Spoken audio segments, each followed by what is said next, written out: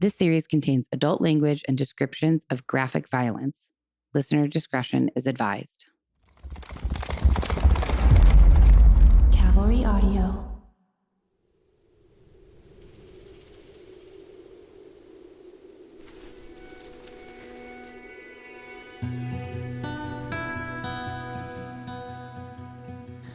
Welcome back to Death by Southwest, the podcast where each week I share a different grisly murder story unique to the American Southwest, while my sister and co-host tries to piece together the clues and unravel the mystery behind each of these heinous crimes.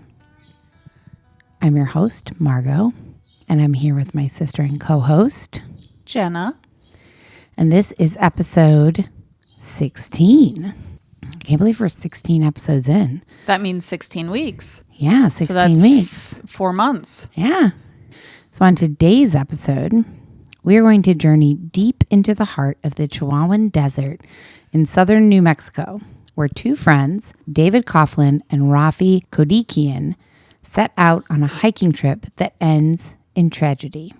We'll explore the mysterious circumstances surrounding this haunting case and uncover the shocking truth behind the murder of David Coughlin, the 26-year-old hiker who was found brutally murdered in the desert in 1999. So I have some fun trivia and questions and facts about the Chihuahuan Desert, New Mexico, which I know we've had quite a few New Mexicos lately. We go where the murders are. That's right. I love that. We do go where the murders are. And this is one that I had been kind of sitting on for a while. This has actually been pretty highly publicized. There's been a couple books written about it. There's a movie based on it, but I'm not going to tell you the movie yet, because as soon as I tell you the movie, you will know the entire story. So I can't tell you. So it's a popular movie.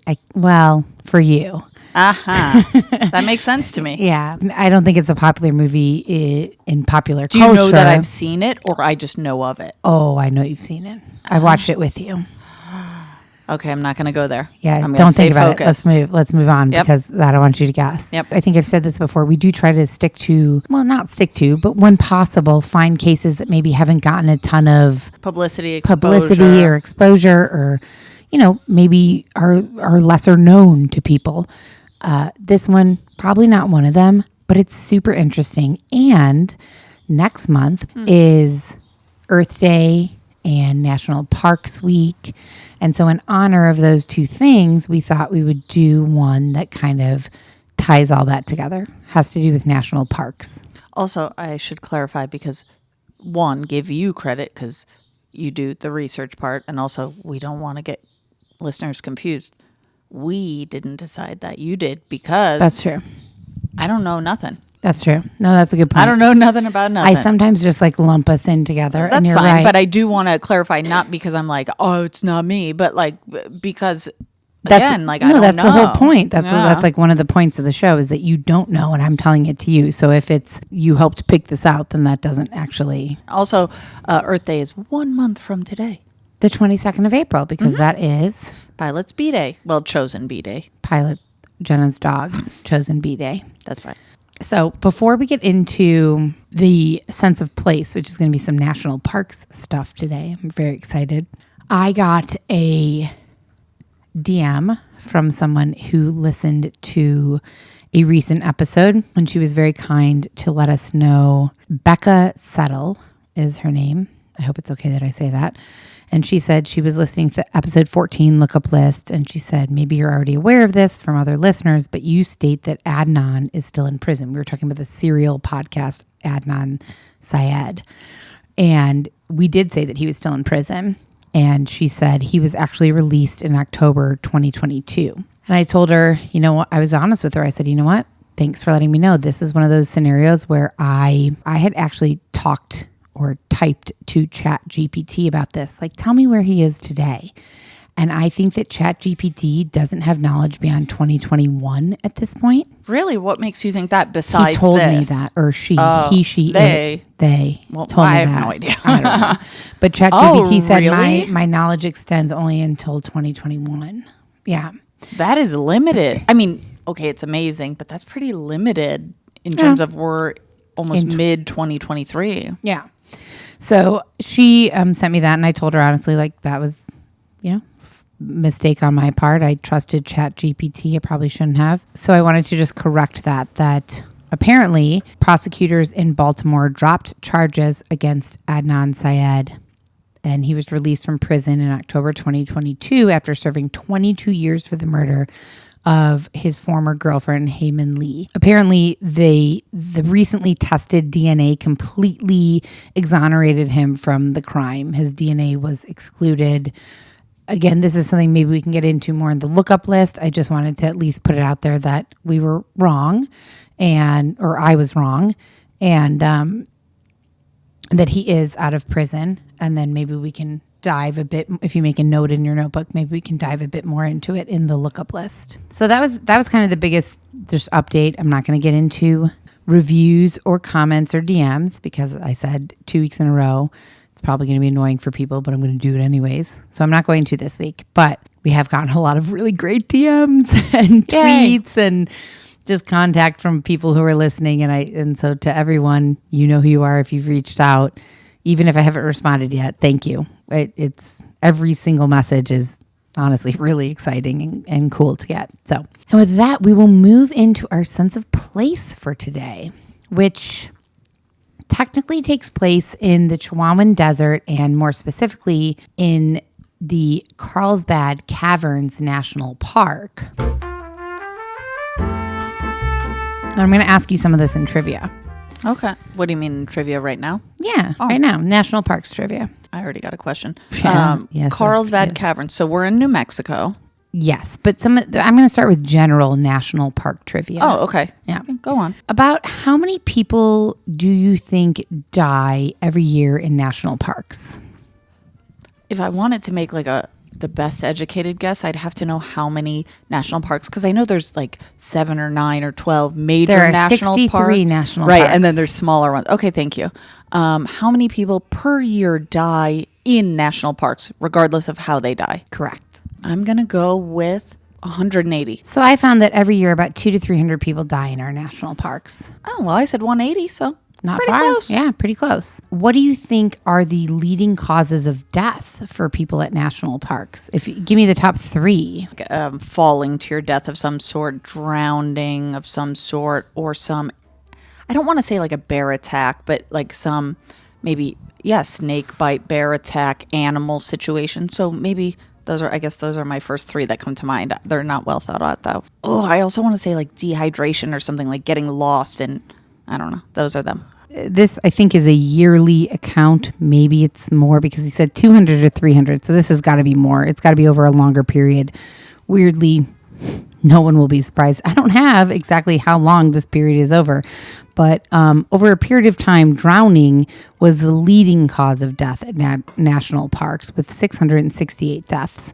It was followed by motor vehicle crashes, which was 475 deaths, falls and slips, 335, natural causes, 285, and suicide, 260. Yeah, that's one I didn't think of, but that's a good one. I mean, not a good one, but a good one. Yeah. What do you think the first ever national park in the United States was? Yellowstone. How'd you know? I don't know.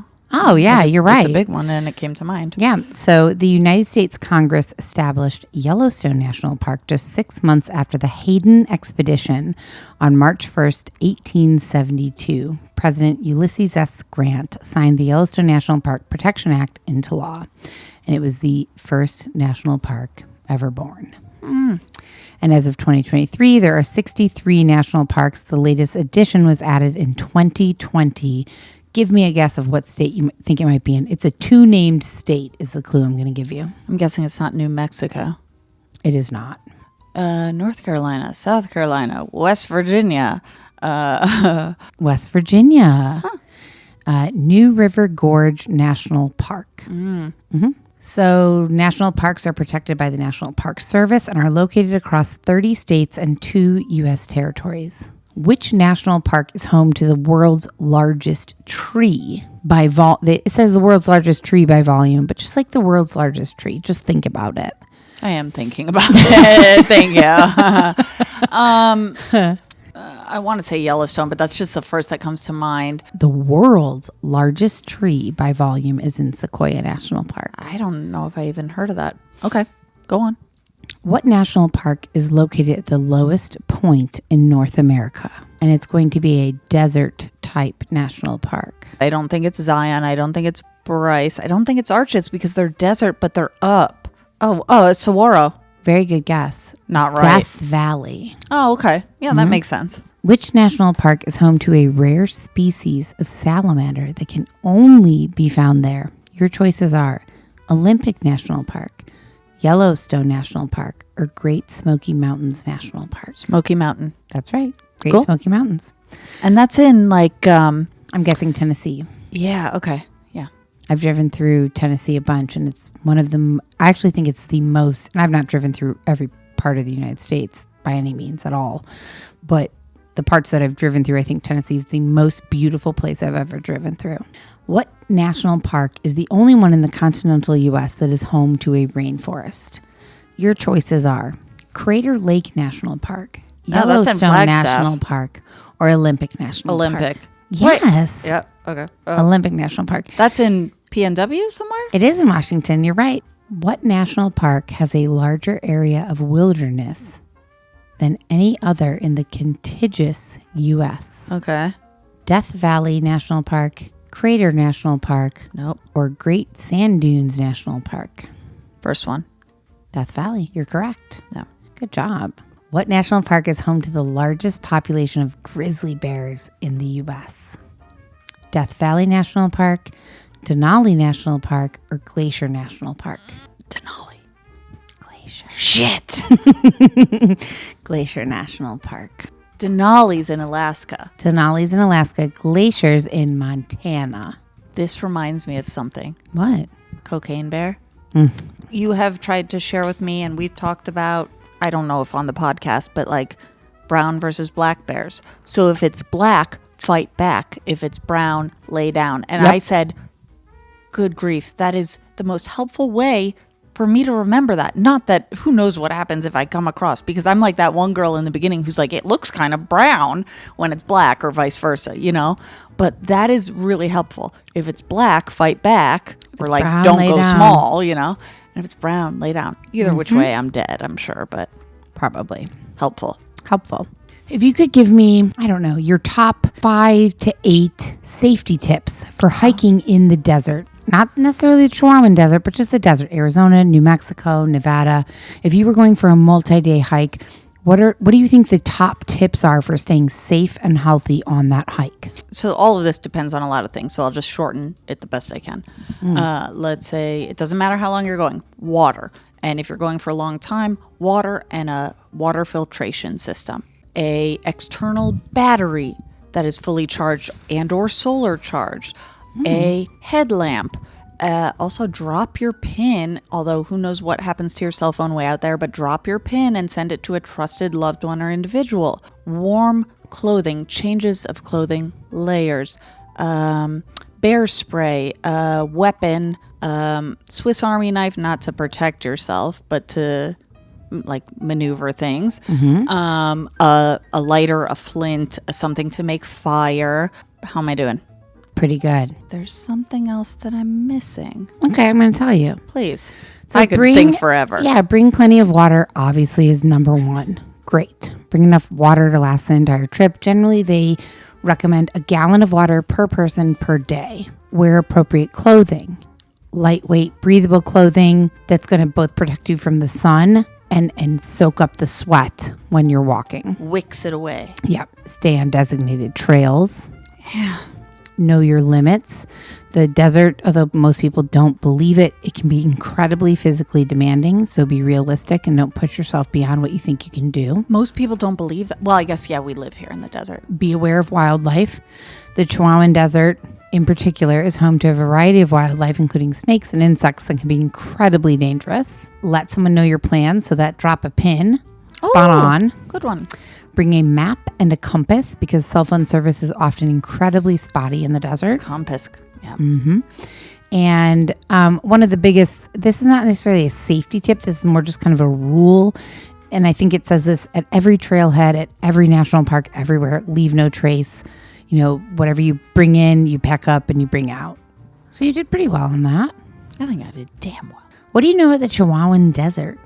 Nada. I know it's in New Mexico. Yeah, the Chihuahuan Desert is located in parts of New Mexico. It has been called probably the least understood desert in North America. So the Chihuahuan Desert is actually the largest desert in North America, stretching across parts of the United States, Mexico, and even a small portion of Central America. In New Mexico, the Chihuahuan Desert covers approximately 9,000 square miles in the southern part of the state, making it the largest desert in New Mexico. It's known for its unique and diverse wildlife, including over 3,000 plant species, over 600 bird species, and over 100 species of mammals, such as pronghorn antelope, mule deer, and mountain lions.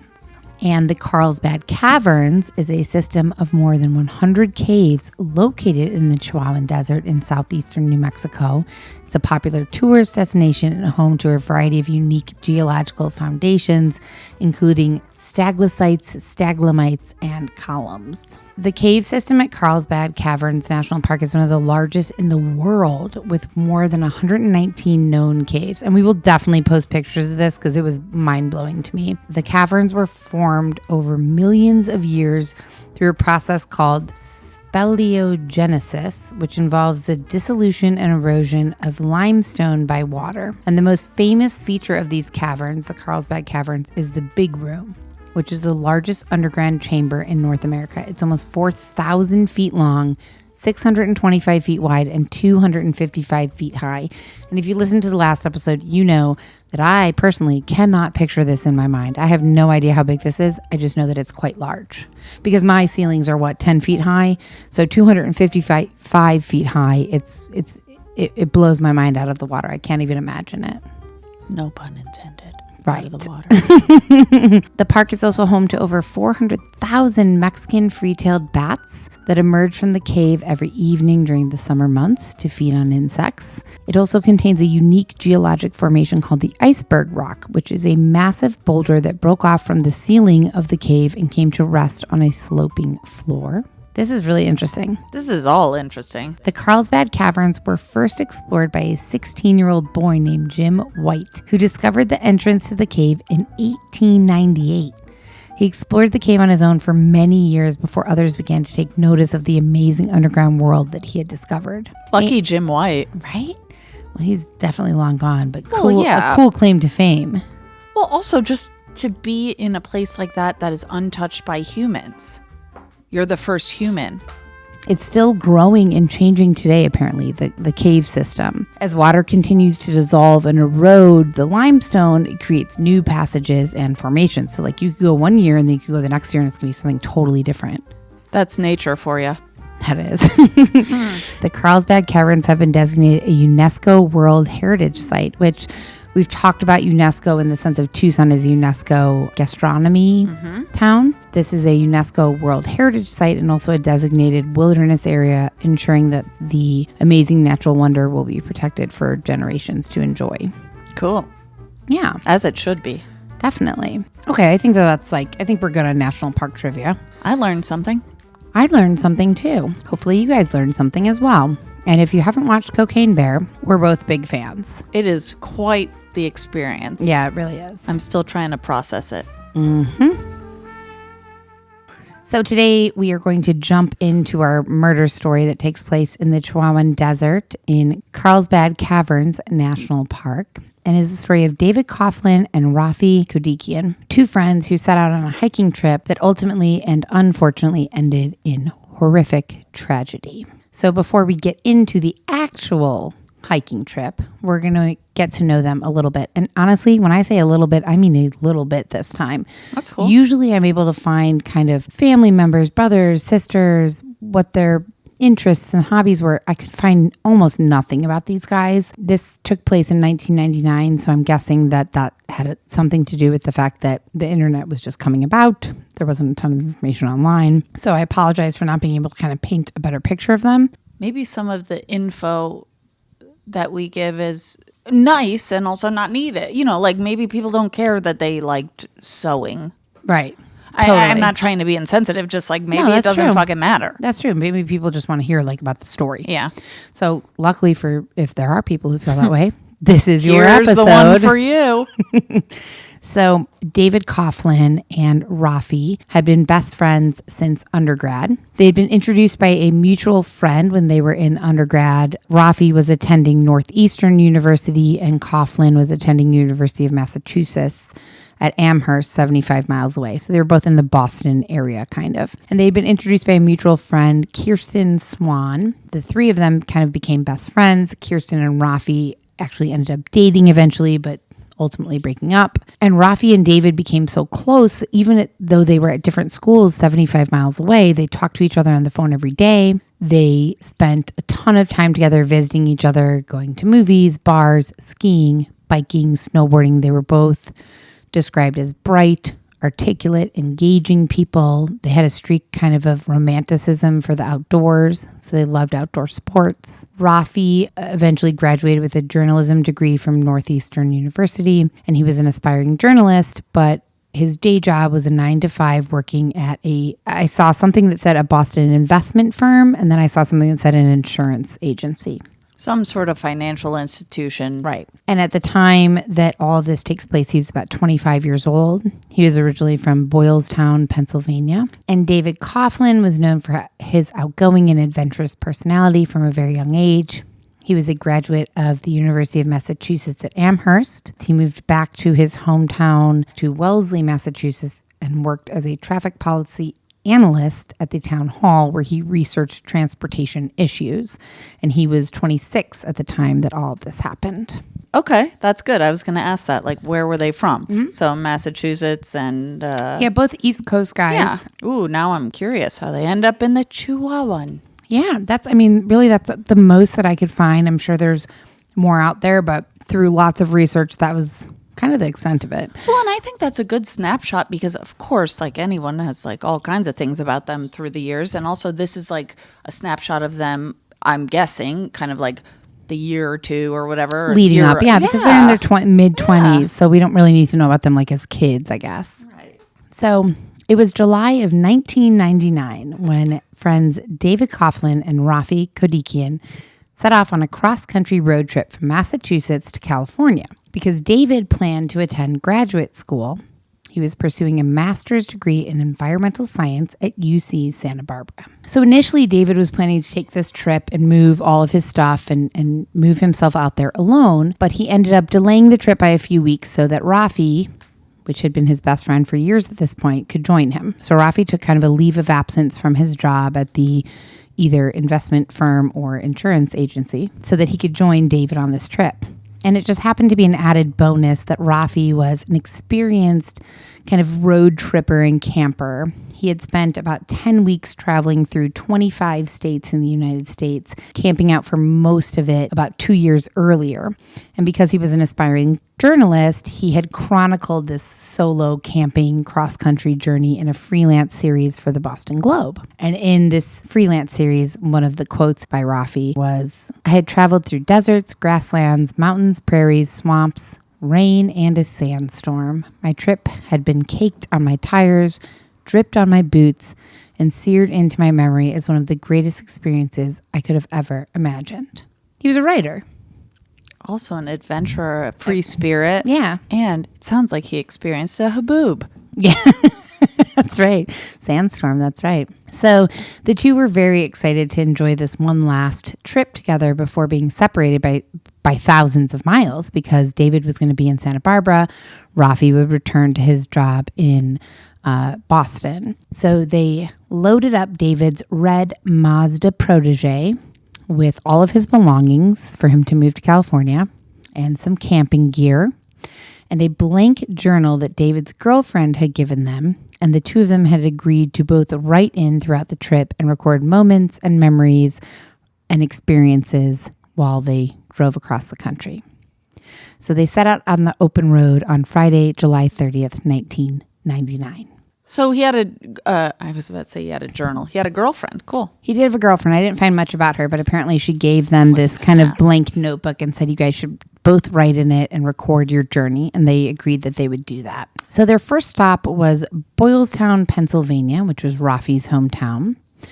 And the next day, they visited David's sister in Virginia. From there, they went south to Tennessee and visited Nashville, Memphis, and then on to New Orleans. Throughout all of this, they were staying at campsites along the way, and each night they would find a local bar or a pool hall where they could get drinks and play pool, which was a favorite pastime of theirs. After New Orleans, they headed over to Austin, Texas. This was about 5 days into the trip. So they're like making really good time at this point. And things were going incredibly well. They were enjoying the scenery. They were enjoying the bars. They were enjoying each other. Everything seemed to be going swimmingly.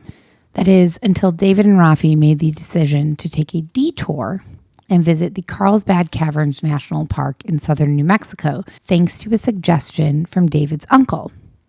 It would be here in CARLSBAD Caverns National Park, in the desolate and brutal Chihuahuan Desert, that these two friends, once on a carefree road trip, would have a dramatic turn to their travels. Don't miss what happens next in today's episode. We'll be right back after a short message from our sponsors. And so ultimately their end goal was Santa Barbara, California. So I imagine if they didn't take this little detour, They would have headed north. right, they would have been northwest. Yes. And instead they kind of headed a little south. Southwest, okay. Yeah. The uncle had, David's uncle had told them, like, you have to go to these caverns. It's a wonder. Oh. It's amazing. There's amazing bats that fly out of there every night in the summer. Like, it's something you can't miss if you're going to be kind of in that area. So they said, we're going to take a detour. We're going to take a little detour. We'll go there for one night, and then we'll continue heading north. So they pulled up to the visitors center at CARLSBAD Caverns National Park around 3 p.m. on Wednesday, August 4th. Once at the visitors center, a ranger suggested that the two could find a campsite at Rattlesnake Canyon because it was free, which they were very excited about. So they picked up an overnight camping permit, filled out the information, put their car on the car they were driving, and that they would only be there for one night. They bought a topographical map, a little water, a little Gatorade, and they hopped back in their car and drove about a mile to the trailhead for Rattlesnake Canyon. They got to the trailhead. They grabbed their gear from the car, which included a 2-man nylon tent, sleeping bags, foam pads, a propane stove, pocket knives, flashlights, boots, hats, Band-Aids. For food, they had a half a pack of hot dogs, a can of beans, and a can of creamed corn, and a few energy bars. Hey, they seem pretty, quite well prepared for it. They have a vehicle, and they're just spending a night, right? Like, they are Totally. super prepared. Totally. I'm so glad you said that. They are, right? That's everything you mentioned. Mm-hmm. And For a night. Oh, my gosh, yeah. You could Yeah. go without half of that in a normal night for a night or two. Totally. I just want you to hold on to that I feeling. am. So they headed down they parked the car, they got their gear on, and they headed down the footpath that would take them deep into the winding canyon. At this point, it's 4 or 5 o'clock. The sun is slowly beginning to set. And the trail that they had decided to follow descended steeply about 670 feet into Rattlesnake Canyon, winding through the canyon floor that was surrounded on all sides by steep hills. So even though they had been advised not to make this trek without at least a gallon of water per person per day, the two descended into the canyon with only 3 pints of water to sustain them both for the one night that they were planning to be there. Which maybe they thought 12 hours, fine. Yeah, they thought it would be fine. They just wanted to see the caves and then hop out. Go to bed, wake Yeah. up, pop out. Yeah, We have hot dogs. exactly. Yeah. They also were missing, if you think about it, like you said, they were very well prepared, which they were. Mm-hmm. But so the list that we went over in the beginning, it was a pretty, I think we had 10 items on that list, a pretty general list. If we're really going to get into it, when you're going out into the desert, we said first aid kit. They did not have that. Matches. They did not have that. Binoculars. But it's August, right? It is August. So this isn't a smart thought, but a general thought of let's be here 12 hours. Let's hike out, whatever. We got warmth if we need it, whatever. Like, it's August in the desert-ish. Right, we're not going to need heat. We're not going to need heat. Right. They had a propane tank to cook their hot dogs. Right. And if we get bit by a rattlesnake, also, and not that they thought this, but a first aid kit isn't going to help that. True. But they were missing, first aid kit, matches, binoculars, a whistle, and the most prominent thing was enough water. Yeah. 3 pints of water is not enough water. Yeah. Well, and they had been advised at the ranger station a gallon per person per 24 hours. And so they had half of a gallon for both of them for 24 hours. I was thinking more 12 hours. I don't know. Yeah. 12, 15 hours. I think that's what they were thinking too. Right. Ultimately, they didn't have enough water is what I'm hearing. They had 2 Gatorades and they thought it was going to be fine. I'm a little thirsty when I get back to my car. Right, I would exactly. totally maybe not after this, but. Not after this. Yeah. Yeah. Like I said, even though they had been advised not to make the trek without at least a gallon of water per person per day, they descended into the canyon with only 3 pints of water to sustain them both. And they were also missing these other items that are recommended, but obviously not essential, but just recommended, like be as prepared as possible. But they're thinking, we're going for a night, no big deal. So the sun began to set on Wednesday night, and they found a great campsite at the bottom of Rattlesnake Canyon, pitched their tent, and they were completely unaware of the horrors that lay before them. Their plan was to camp Wednesday night and hike back out Thursday morning. And at the time, the two were blissfully unaware that their decision to camp in Rattlesnake Canyon that night would set off a chain of events that would ultimately change their lives forever. So on Thursday morning, David and Raffi woke up around 8 a.m. They packed up their camp and they attempted to find their way back to the trail that would lead them to their car, planning to leave and continue on their road trip. But navigating Rattlesnake Canyon is something that can prove to be very challenging. It is solely marked by diminutive rock cairns, which I had to look up. Oh, cairns. Yeah. The little... Okay. Yep. Yep. So I had to look that up. But that's pretty typical. Like, I'm not saying that's the way you should go, but like, that's a pretty typical thing. I didn't know. I had never heard that term before. So I looked it up and it said that rock cairns refer to small piles of stones or rocks that are placed along a trail as markers or guides. These cairns are usually created by hikers or outdoor enthusiasts to help mark a path, particularly in areas where the trail may be unclear or difficult to follow. So unfortunately for Raffi and David, these rock cairns proved to be too difficult for them to find and follow, which caused them to veer off course and ultimately lose their way. And unfortunately, the topographical map that they had purchased at the ranger station also proved to be of little help because they, first of all, didn't have a compass. And then beyond that, they didn't really know how to read the map. So it was kind of useless. Well, a topographical map, great. But it's more elevation. And yeah, if you don't have a compass. Right. Also, let's remind listeners, this is 99. They're not having... Although I get some cell phones don't work once you're in certain areas, but they don't have cell phones. Right. There's not just like a on-hand They don't have an compass. iPhone. Hasn't even been invented yet. Right. So within several hours, this was the next day, they camped it. They went in Wednesday evening, camped, woke up. They thought they would get out. But within several hours, they came to the unfortunate conclusion that they had no idea where they were. They didn't recognize their surroundings and they were completely lost. So they continued to hike for the remainder of the day, hoping that they would find their bearings and get back to the trailhead that would lead them to their car. But that never happened. So at this point, we're nearing in on Thursday night, their second night in Rattlesnake Canyon, and they were just about down to the last of their water. They had used like half a pint remember they went in with 3 pints and they'd used half a pint or a full pint the first night to boil hot dogs. I was just going to say they put it in their little camping stove. Yeah. So, because they assumed they'd be gone the next morning. But they... Which I totally, like on some level, and I'm not understand that. Like I don't camp all the time. Also, I've done some camping and I get like, you parked a mile away. You have a vehicle. Right. A mile. Not that far. Right. Yeah. But if you get lost, and I guess also in 99 without a cell phone or like a compass or anything. Yeah. So they were just about down to the last of their water and they were beginning to feel the impact of the desert heat. The temperatures were in the 90s, but in the canyon in Rattlesnake canyon, it felt often about 10 to 20 degrees hotter than it actually was because the sun would reflect off of the limestone walls and kind of turned the entire canyon into something like a convection oven.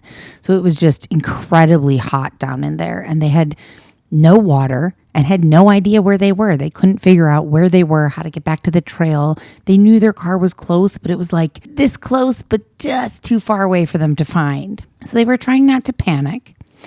They continued on. They were searching for any familiar markers or areas that looked like somewhere where they had been before. But as night began to fall once again, they accepted that they were not going to find their way out of the canyon tonight. So they found a place to camp for the second night, and they settled into their campsite and tried to keep a positive mindset that they would find their way out the next morning with a fresh start. That's what I would think too. But that's not what happened. So the next morning, they woke up early, and it was a brutal 100-degree day, and they were searching for a path that would lead them back to their car. And unfortunately, while they were searching for this path, they made some very poor choices along the way. They chose to venture across the canyon floor and scale the rim on the opposite side of the canyon because the night before, Raffi thought he saw a light moving at the top of the canyon, and he thought that meant there was a road or headlights. So they kind of noted that in their head that night and said, the next morning we're going to head over there, we're going to climb up, and we're going to get up to that road. There's some sort of life happening. Yeah. And so they did that. But it was a dead end. There was no road. There was no headlights. There was no nothing there. So we're at Friday now, and they have been walking. They tried to scale this opposite rim of the canyon. They're exhausted. They're beyond thirsty, and they're overwhelmed with fear at this point. You know, they hiked in Wednesday evening. It's now Friday, nearing evening. Almost 48 hours. They're out of water. They're basically out of food, and they have no idea where they are. So they sought refuge under a bush where they very timidly observed vultures circling above them. And they talked about if they don't make it out and if they don't get help soon, they would commit suicide together. They talked about slicing their own wrists so that they could put themselves out of their misery and not die a horrible death of dehydration. Is bleeding out? I don't know. I really mean this. Is bleeding out better than dehydration? I think so. Okay. I've never experienced either. Well, clearly. But from the research that I did on dehydration, I think that bleeding out is faster and less painful. This might sound odd, but are these Caucasian men? Like light skin, fair? So David is, and I will post pictures of them. David looks like I hate to say this, how can I describe him without sounding rude? He looks like a kind of a real good looking, kind of average white bro. Well, he's white. That's what I'm asking. Yeah. I don't care what he looks like. Is he white? Yeah, he's white. And fair skinned. Like you're fair-skinned. white, I'm white, but I'm more fair skinned than you. Yes. Yes, you'd get fucking burned out there, but I'd get burned first. Right. And that's what I'm asking. And so if we're going to compare ourselves to them, you're David, I'm Raffi. Because Raffi is of, I believe, some type of Mediterranean descent. He has definitely darker skin, darker features. I couldn't find exactly what his ethnicity or heritage was. I don't need to know that. Yeah. I'm just asking, like, in terms of sun. Yeah, David is a white bro. Right. White bro. And also, Raffi sounds white. Darker. You're white. Yes. You'd get fucking burned, but I'd be dead unburned first. Totally. Yeah. Yeah, exactly. So they were, I left off, they were discussing suicide, kind of seeking refuge in some shade that they found under a bush. And they eventually decided we're going to try and find our way back to our original camp from that first night because it was a good camp spot. Isn't that what they've been doing? Or they've been trying to get to the car? Well, they've been trying to get to the car. Or any life or human or... Right. I mean, they're trying to get to that trailhead that they came in on, which, again, it's really hard to picture this reading about it because I think that reading about it, you think... Okay, well, you came in on this trail. How do you not find it going out? But it's not a very clearly marked trail. It's the desert. They had to go off of the trail a little bit to get to their campsite, and you get turned around. Well, also the desert. It's not the forest. So even though I'm sure there are many scenarios that I'm not familiar with in the forest, you can get turned around in many different ways. The desert tends to be, from what I know, mostly wide open spaces. Yes, there's a trail, but also it's like you can really step right over here. Yeah, and miss the trail. Yeah. It's all the same color. Right. So they were trying to get back to their original campsite. And they did. They found their way back to their original camp. Oh. Along the way, they were eating cactus fruit because they were hoping to get hydrated from the juices. Mm-hmm. Wasn't working well. And then they, at a certain point, decided to rely on that age-old kind of tradition that I'm sure we've all heard of, to drink your own urine for hydration. And I don't know, truthfully, this is a great lookup list thing because I don't know much. I did read a little bit about it. I don't know much about it. But apparently Raffi tried straining his urine through his baseball cap and then tried drinking it. He gagged and couldn't do it. David managed to get a bit more down. But it turns out that Raffi not being able to get it down was actually a good thing because from what I found, the body uses up more water processing that waste, that urine waste, than it gains from the liquid. So it's actually not very hydrating to drink your own urine. Well, it's also urea comes out of your urine. It's the waste.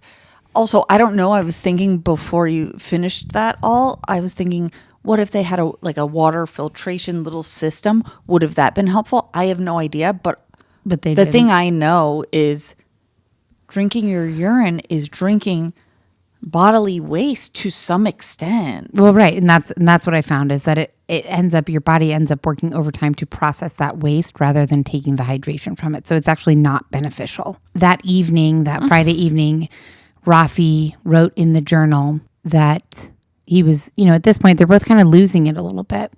And so the one thing he wrote is, "We will not let the vultures devour us. God save us." They woke up the next morning and they are now on day 3 of wandering in this incredibly hot, incredibly desolate, rugged desert wildlife. So they never came across anyone because this is midweek August. And I don't know how, I should have asked this in the beginning. You don't have to answer now, but midweek, sure, less people, period. Right. Also, once you get lost and you meandered You're off, less people, way less.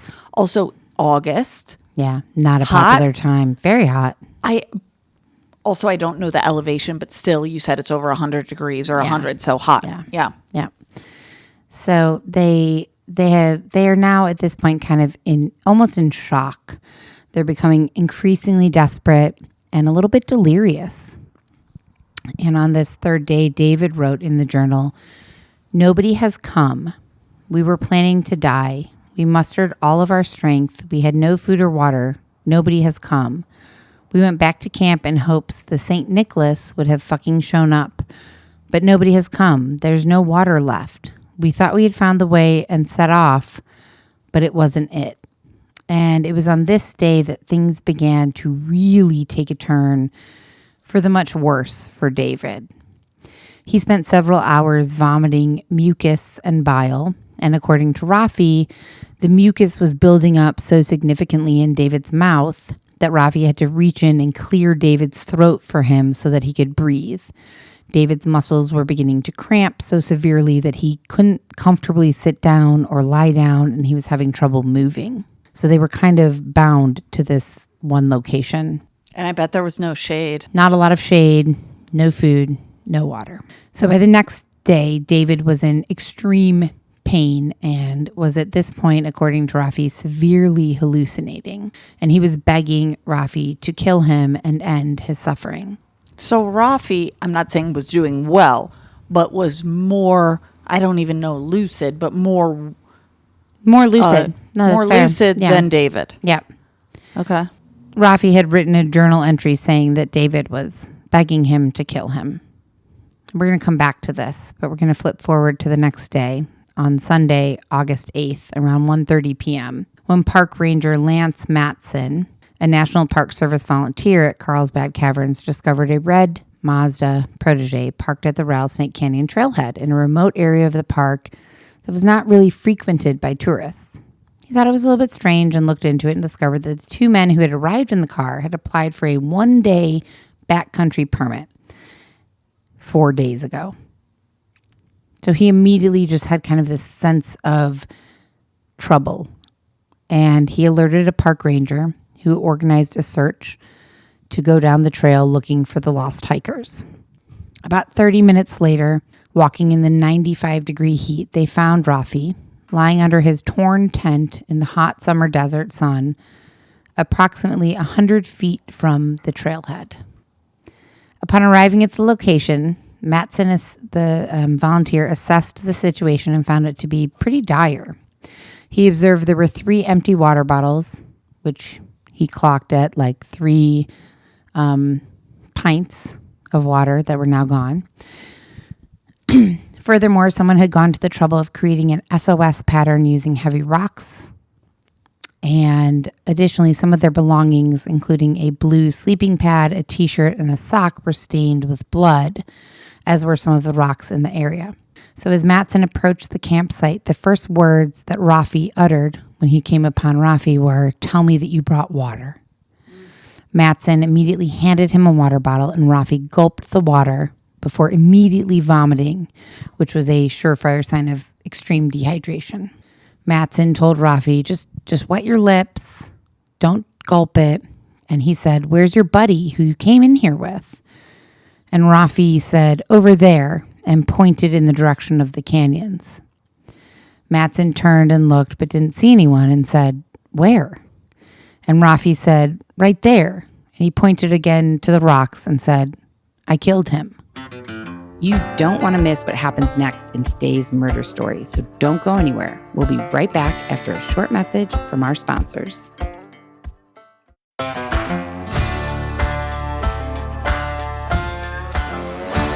So, Raffi was alive. David was dead. Mm-hmm. And an autopsy showed that David had suffered moderate to severe dehydration, though his condition, they determined, had been no worse than Raffi's. Where'd they find David? About 20 feet this way, buried under a pile of rocks. So even though David was found dead and definitely was dehydrated, he wasn't any more dehydrated than Raffi. Raffi was found in, scared, dehydrated, but in decently okay health. He was found at the bottom of the canyon on a bed of white rocks the size of a helicopter pad. And even though he was dehydrated, he seemed to be in decent condition because he had had the strength to kill his friend by stabbing him twice in the chest with a hunting knife and then burying him under a pile of rocks. The Eddy County Sheriff Michael A. Click stated that Raffi was moderately to severely dehydrated, but was not close to dying.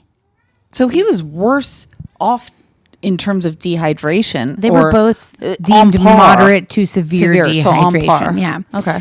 So, but it was interesting to authorities, the sheriff and other investigators, that Raffi, they were both about the same amount dehydrated, but Raffi had been well enough to not only kill David, but then drag and bury his body under rocks that were about 50 pounds each. He had put him under, he'd entombed him in these rocks. Okay, I was going to say, yeah, I hear that. So David was under rocks. I was going to say, how do we know he dragged him? Maybe that's where he killed him or whatever, but still, he put rocks on top of him. Right. Oh, I don't like where this is going. Okay. I mean, I already don't like it, but a little bit on dehydration, because I think this is important. They were both about the same amount of dehydrated, which can feel, from what I understand, I've never been dehydrated to this extreme, but from what I understand, dehydration on this level can feel deadly. It can feel like you're going to die. It can feel absolutely awful. You can hallucinate. You can have seizures. It can be just unbearably uncomfortable and painful.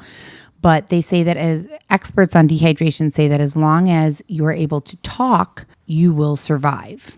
Oh, interesting. Okay. Once you have convulsions, you then will likely lapse into a coma and then die. But if you're able to talk, you're still able to survive. So if someone's telling you to kill them, they're not dehydrated enough to die. Exactly. Severe dehydration occurs when the body loses more water than it takes in. The effects can range from mild to life-threatening, depending on the severity and the duration.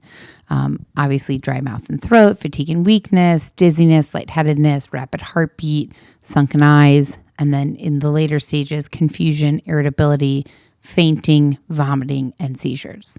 So, the strange and tragic turn of events that seem to have occurred here at this when Raffi and David were found left many questions unanswered and sparked a flurry of speculation and investigation into what actually happened during these two friends' harrowing adventure. And I don't know if I would call it an adventure, honestly. It's what I have written down. What started off as as an adventure and turned into a harrowing event or experience, right. I guess. So there was one thing that was not in question, and that was who killed David. Raffi took David's life in CARLSBAD Cavern, plunging a 4-inch folding knife twice into his chest, and that's undisputed. He confessed to a park ranger, and in the journal that authorities found at the scene, it contained entries made by both men, but certainly by Raffi after he had killed David. One of them said, "I killed and buried my best friend today. David had been in pain all night. At around 5 or 6, he turned to me and begged that I put a knife through his chest, and I did. And then I did it a second time when he wouldn't die." So one thing that investigators did question was how they could have gotten lost in the first place. Their campsite ended up only being about 200 feet from the trailhead, which, as we talked about, was marked with rock cairns. And they were ultimately only about 1.5 miles from their car. What investigators were saying at the time is if they had just hiked up a bit higher, they should have been able to see the trail, the visitor center, or even their car. But they didn't hike up a bit higher. That's the thing. They didn't. And I guess you had said earlier that Raffi was kind of an outdoorsman and or a camper, semi-experienced. I don't know, something like that. Like this wasn't their first time camping. Right. And also, bottom line, they didn't hike up. I'm sure you'll tell me if there's a reason or intentional thing. And also, I don't know. Were they smoking weed? Were they on drugs? That has all been in question and not been determined. But also, what was determined is that at a certain point, everybody reacts differently to dehydration. So at a certain point, when you become dehydrated, you become a little bit, you can become a little bit delusional, hallucinating. And no one can determine at what point and to what extent that happens. So if they had been dehydrated and they aren't thinking clearly at that point is the bottom line. That's why I don't like where this is going in terms of, I don't like it, period. But also I imagine that Raffi's going to get get the whatever for killing his friend David. And also I want to hear more. I'm going to tell you more. So another thing that investigators found questionable was that the two friends still had provisions, as they were called. They had an unopened family-sized can of beans, 1 hot dog bun, and a first aid kit.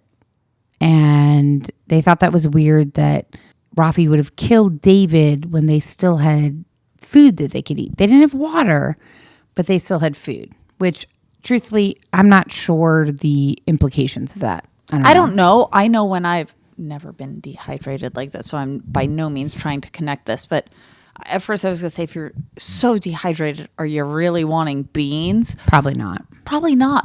Also, I know at times people can get not like this dehydrated, but just like haven't had enough water that day, and sometimes it can feel like they're hungry, but they actually are just dehydrated. Totally, just so thirsty. That means that's neither here nor there. That's just my thought. Yeah, and these are just things that were on the investigators' mind. How could they have gotten lost? They weren't that far from the trailhead or their car. They still had food. But the biggest question on everyone's mind was whether David's death had been a compassionate killing, a final demonstration of loyalty and despair between close friends, or if it had been something far more sinister. And the answer to this question would dictate whether Raffi would be incarcerated for the remainder of his life or not. So Raffi was charged with first-degree murder, initially charged with first-degree murder in the slaying of David. After being charged, he returned to his parents' home in Boylestown, Pennsylvania.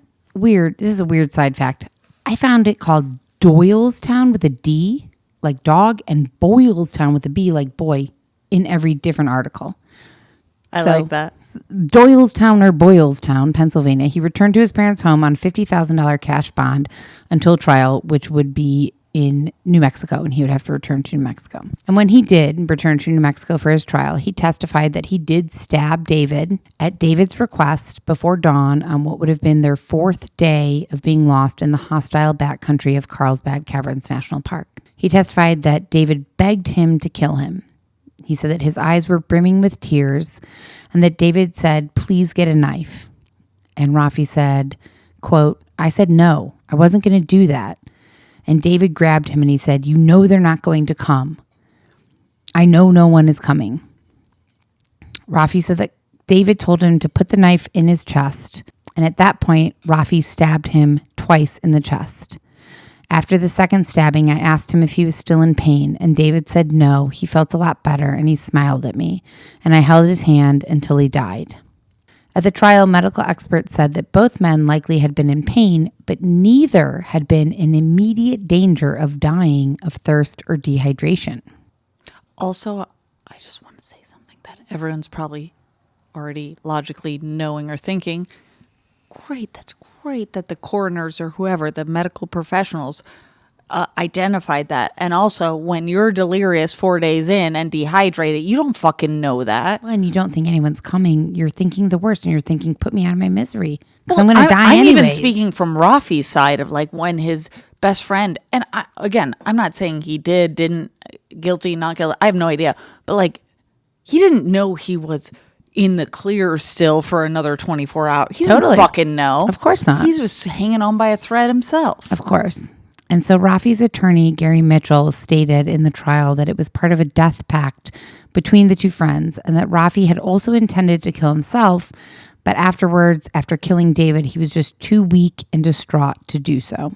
The prosecutor, Les Williams, when he cross-examined Raffi, he asked Raffi if he knew what he was doing at the time. And Raffi responded, quote, "What I thought I was doing was keeping my friend from going through 12 to 24 hours of hell before he ultimately died." Williams asked, "It wasn't mental illness that made you kill him. Was it mercy?" And Raffi said, "Yes, that's the way I see it. Yeah." Les Williams also asked Raffi about a topographical map that the two had bought at the Park Visitor Center. A map similar to that had been found at their campsite, but Raffi had said at the time he didn't think that was their map. He said he believed that they had burned their map in a fire they set to try and alert help. And a neuropsychologist who was called to the stand during the trial testified that it would have been nearly impossible, even if that was Raffi and David's map, it would have been nearly impossible for either of them to read it at the time because of the way that the mind processed information under dehydration. Dr. Thomas Thompson said it might as well been in Greek that they were reading. There would have been no way for them to understand this map. Prosecutors also said at the time that Raffi, when he entered his plea, he had marks and scars across his wrist. They weren't terribly deep, but Raffi's attorney argued that both men had tried to slash each other's wrists because they were just in absolute desperation, but the knife wasn't deep enough to make those cuts. And David's family actually did not make the trip from Massachusetts to Carlsbad for the sentencing hearing or the trial, but they did send a letter which was read in court. And this is what David's dad said in the letter. "We can think of no reason why Raffi would have wished David any harm or pain.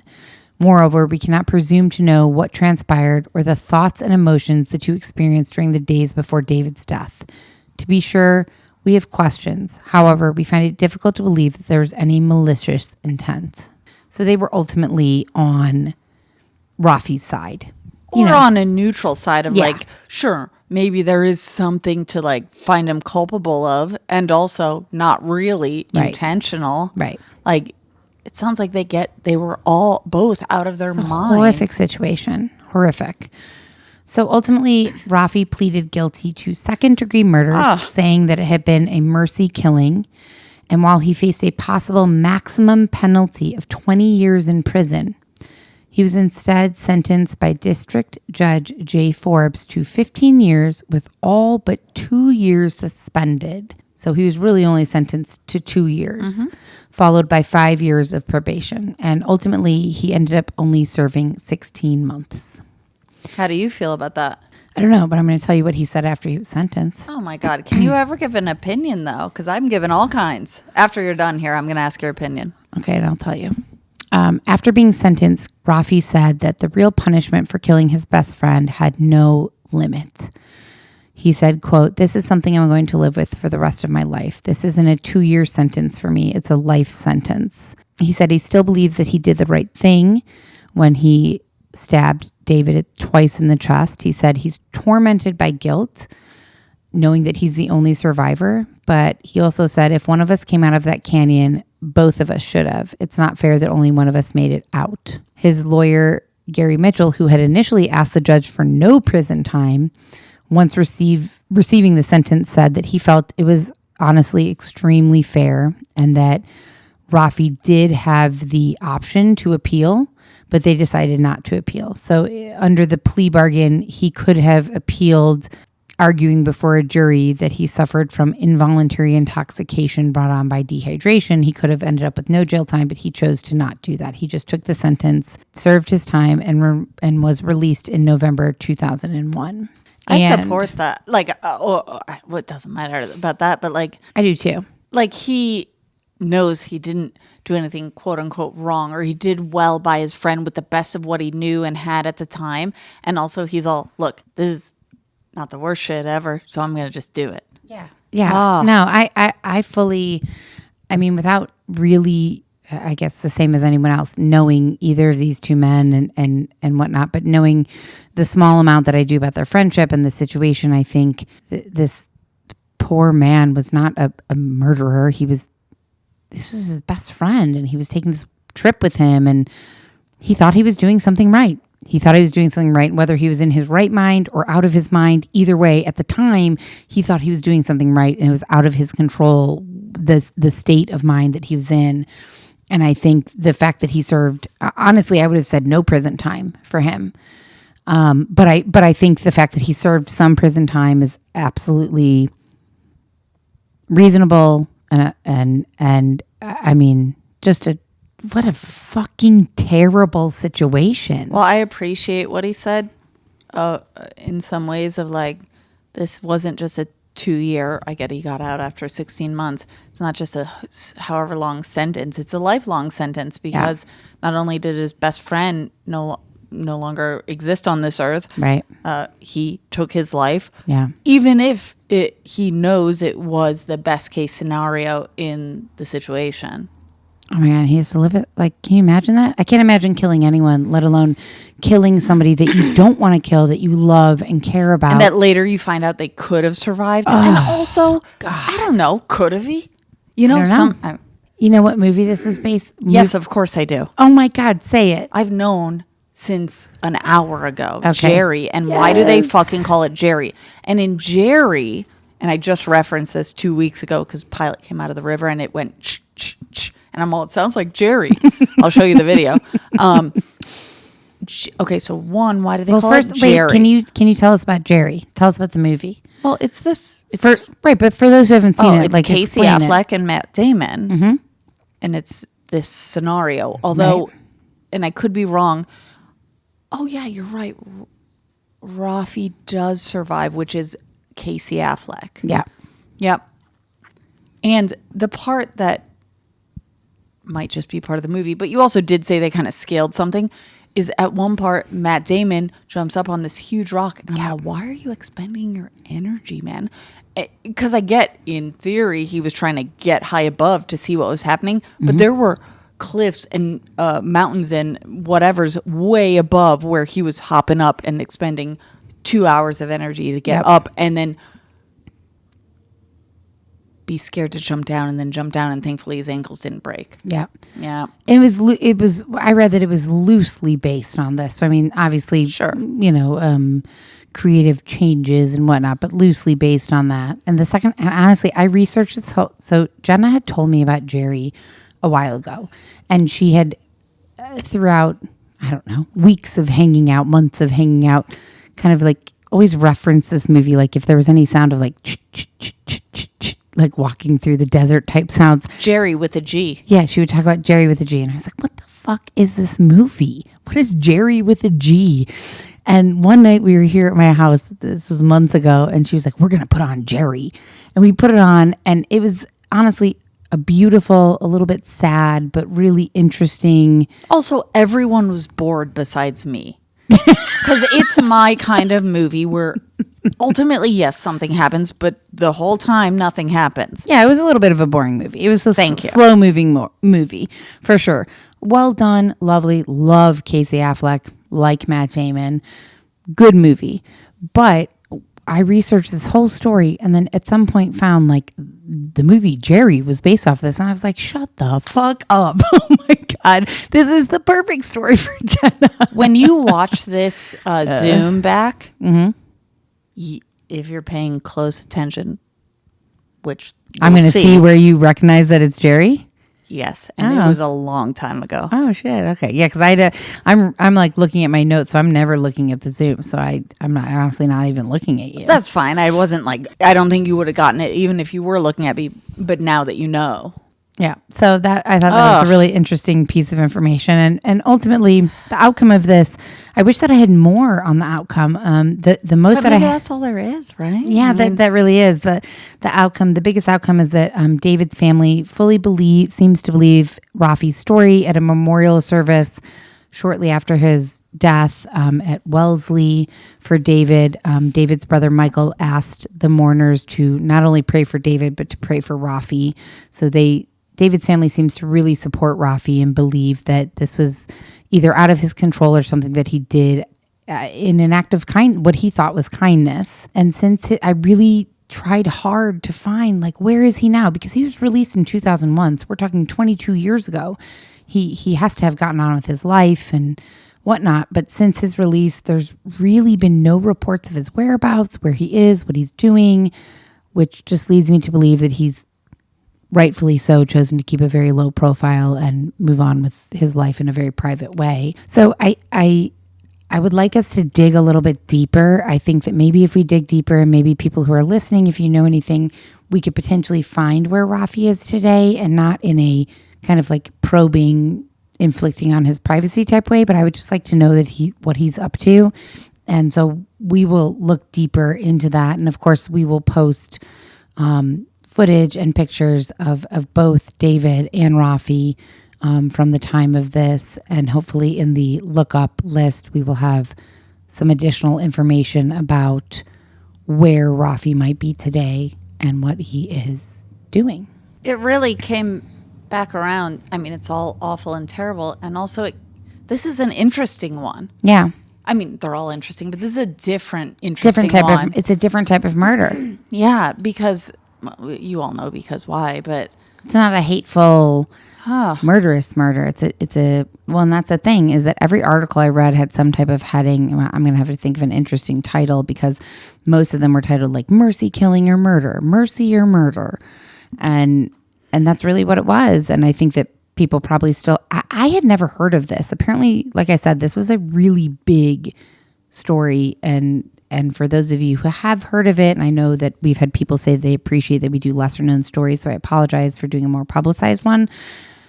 But this was I thought this was really different than anything we had done before. Well, it is. Yeah. And also, like, it took place in 99, so, like, one, things weren't publicized near as much. Two, you were younger, we were younger. Yeah, that's much true. Younger. That's absolutely true.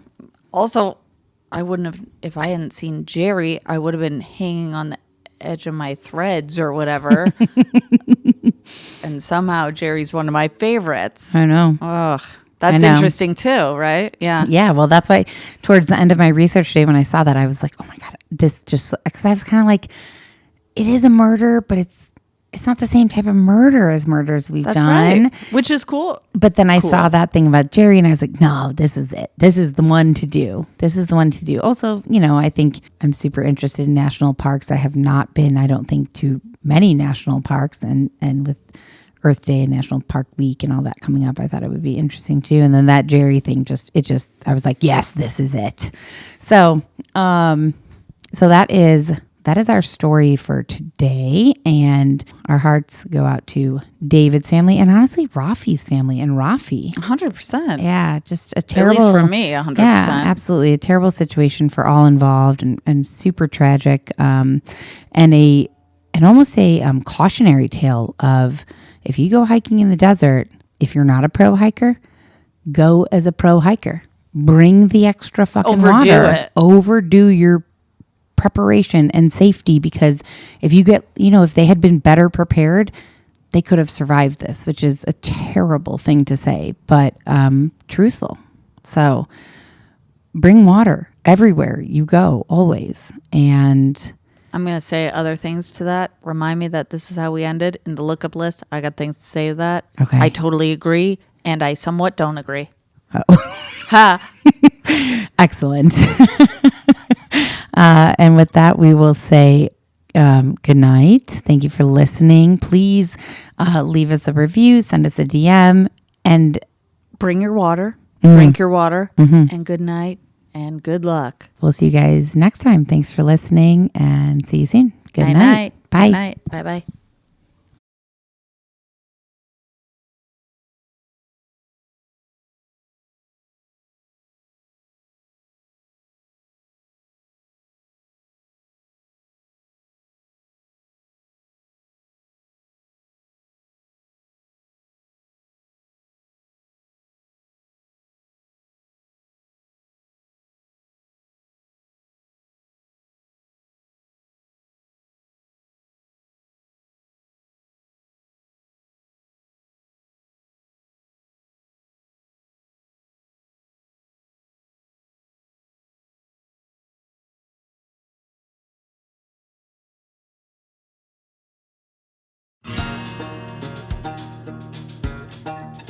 And if you want to see pictures of the victims, the murderers, and any additional related images, head over to our Instagram right now. Our handle across all social media platforms is death, then the letter X, and then Southwest spelled out. So DEATHX SOUTHWEST. Death X Southwest. Death by Southwest is a Cavalry audio production. Hosted by Jenna Schneider and Margot Carmichael. Produced by Margot Carmichael. Associate produced by Jenna Schneider. Executive produced by Dana Brunetti and Keegan Rosenberger. Audio editing and sound design by Revision Sound. Music by Soundstripe. And a special thanks to Edward R. Murrow for letting us borrow his famous sign-off phrase, good night and good luck.